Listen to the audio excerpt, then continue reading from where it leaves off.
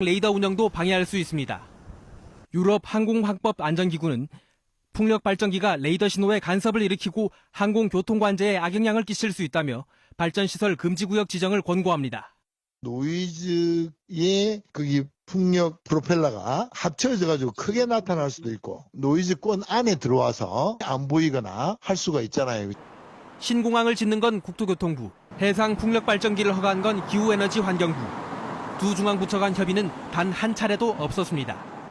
KBS 취재가 시작되자 두 부처 모두 이런 심각한 안전 문제를 처음 알았다고 시인했습니다. 저희도 몰랐죠. 근데 그 리스트에 어쨌든 국토부는 안 들어있는 거죠. 해상풍력이 안 들어있는 거죠. 뒤늦게 심각성을 파악한 국토부는 신공항과 연관성을 확인하기 위해 진상 파악에 나섰습니다. 그거 보고 저희들 처음 알았습니다. 기후에너지 환경부가 됐든 어제 사업자가 됐든 저희들하고 일단 협의를 하든지 아니면 국토부하고 협의를 했었어야 될 거거든요. 중앙부처 간 장벽, 편의주의적 행정 업무에 신공항 항공기와 활주로 안전은 누락되고 말았습니다. KBS 뉴스 전형섭입니다. 현재 수도권과 강원 영서 지역엔 초미세먼지 비상 저감 조치가 내려졌습니다. 뒤로 보이는 것처럼 서울은 안개와 미세먼지가 뒤섞여 시야가 부여한 상태입니다. 현재 서울의 초미세먼지 농도는 73, 충북이 56, 전북 46, 부산 50 마이크로그램 등 대부분 지역이 나쁨 단계를 나타내고 있습니다. 국내외 오염물질이 쌓이면서 오후에도 초미세먼지 농도가 높겠고 특히 수도권과 강원 영서, 충북 지역은 매우 나쁨 단계까지 높아질 가능성이 있어 주의해야 합니다. 추위는 주춤하고 있습니다. 토요일인 내일은 서울의 낮 기온이 12도로 오늘보다 높아 온화하겠습니다. 설 연휴 내내 평년 이맘때 날씨가 이어지면서 큰 추위는 없겠습니다. 다만 내일 아침 서해안과 내륙 지역엔 안개가 짙게 끼겠고 제주와 수도권, 강원도에는 빗방울이 떨어지는 곳이 있어 미끄럼 사고가 없도록 주의해야 합니다. 기상정보였습니다. 여당의 재판소원법 처리와 야당의 본회의 불참으로 전국이 급냉하고 있습니다. 민주당은 국민의힘을 향해 무책임하다고 공세를 폈고 국민의힘은 민주당의 행정통합 법안 처리를 성토했습니다. 여자 스노보드 최가온이 동계올림픽 첫 금메달을 한국 선수단에 안겼습니다. 1, 2차 시기 실수를 딛고 대역전극을 쓰며 한국 스키 종목 사상 첫 금메달을 땄습니다. 국내 최대 양돈단지인 충남 홍성에서 아프리카 돼지열병이 발생했습니다. 전북 정읍과 경북 김천에서도 발생이 확인돼 설 연휴를 앞두고 방역당국에 비상이 걸렸습니다. 이재명 대통령이 다시 SNS를 통해 다주택자를 직격했습니다. 투자나 투기용 다주택에 대출 연장 혜택을 주는 건 문제가 있다며 다주택자들의 대출이 만기가 되면 어떻게 처리해야 하겠냐고 물었습니다. 더불어민주당이 어제 대통령과의 오찬에 이어 국회 본회의 일정까지 거부했던 국민의힘을 향해 무책임한 행태라고 비판했습니다. 국민의힘은 어젯밤 국회 행안위에서 행정통합특별법이 의결된 걸 두고 대전, 충남은 합의가 아닌 여당의 강행 처리였다며 유감을 표했습니다. 여소연 기자의 보도입니다. 재판 소원법 등을 두고 여야가 첨예한 갈등을 겪는 가운데 민주당이 먼저 포문을 열었습니다. 더불어민주당 정청래 대표는 어제 국회 본회의에 참석하지 않은 국민의힘을 향해 무책임하다고 목소리를 높였습니다. 당일 처리하기로 합의했던 81건의 민생법안 표결은 내팽개 친 채 규탄대를 벌이는 참으로 무책임한 행태를 보였습니다. 또 대미투자 특위마저 어제 첫 회의부터 파행을 빚은 걸 두고 야당이 책임을 질 거냐고 되물었습니다. 대미투자 특별법부터 민생법안 처리까지 입법 지연 책임을 야당으로 돌린 겁니다. 장동혁 대표의 불참 결정으로 대통령과 여야 대표의 청와대 오찬이 취소된 걸 두고는 초등학생보다 유치하다고 직격했습니다. 국민의힘은 국회 법사위에 이어 행안위의 행정통합특별법 처리 과정에서도 여당이 강행 처리를 반복했다고 각을 세웠습니다. 전남 광주, 대구 경북과 달리 충남 대전 행정통합특별법은 야당이 합의한 게 아니라며 깊은 유감도 표했습니다.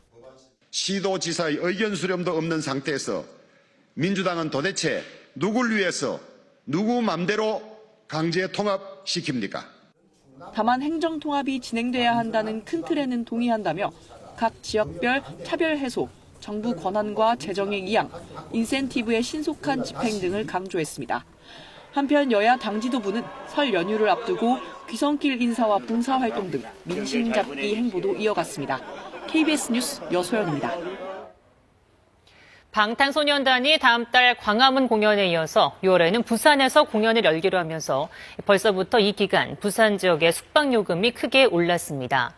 공연 기간 평균 2.4배, 비싼 곳은 무려 7배가 넘게 값이 뛰었는데요. 정부는 다음 달까지 바가지요금 근절 대책을 내놓을 계획입니다. 이승훈 기자가 보도합니다. 그룹 BTS의 부산 공연이 예정된 6월 둘째 주 주말, 부산 지역의 숙박요금은 평소보다 크게 비싸졌습니다. 공정거래위원회와 한국소비자원이 이 지역 135개 숙박업소를 조사했더니 숙박요금이 공연 전주나 다음 주에 비해 평균 2.4배가량 높았습니다. 모텔이 3.3배로 가장 많이 올랐고 호텔은 2.9배, 도심과 다소 거리가 있는 펜션은 1.2배가량 값이 오른 것으로 나타났습니다.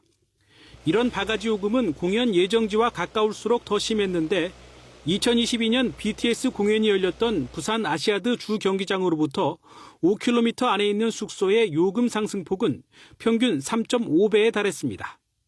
또 이동이 편리한 KTX역과 시외버스 터미널 인근 숙박업소도 평소보다 3배 이상 비싸진 것으로 조사됐습니다. 특히 전체 조사 대상 가운데는 평소보다 7.5배나 비싼 요금을 받는 업소도 있었고 5배 이상 오른 곳도 10% 정도를 차지했습니다.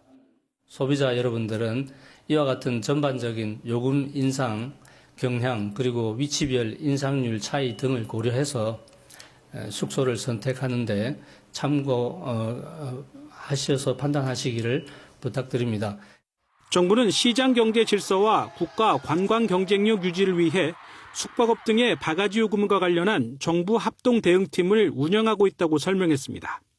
관계부처 협의와 업계 논의 등을 거쳐 다음 달 안에 바가지 요금 근절 대책을 발표하겠다고 밝혔습니다. KBS 뉴스 이승훈입니다. 국내 최대 양돈단지인 충남 홍성에서 아프리카 돼지열병이 발생했습니다. 방역당국은 즉각 농장 출입을 통제하고 역학조사에 나서는 한편 인접한 축산 관련 시설에 대해서 일시 이동 중지 명령을 내렸습니다. 성용희 기자입니다. 아프리카 돼지열병 확산세에 전국 최대 양돈단지마저 방역망이 뚫렸습니다. 중앙사고수습본부는 돼지 2,900여 마리를 사육하는 충남 홍성의 한 농장에서 아프리카 돼지열병이 확인됐다고 밝혔습니다.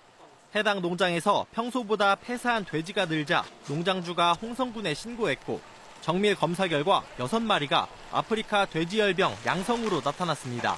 10km 안에는 돼지 농장 290여 곳이 밀집한 것으로 파악됐습니다. 방역당국은 즉각 농장 출입을 통제하고 역학조사에 나섰습니다. 사육 중인 돼지 2,900여 마리도 모두 긴급 처분할 예정입니다. 발생 농장과 직접적으로 역학관계가 있는 농장과 사료공장, 도축장 등 180여 곳에 대해서는 긴급 방역 조치가 진행 중입니다. 또 홍성과 서산,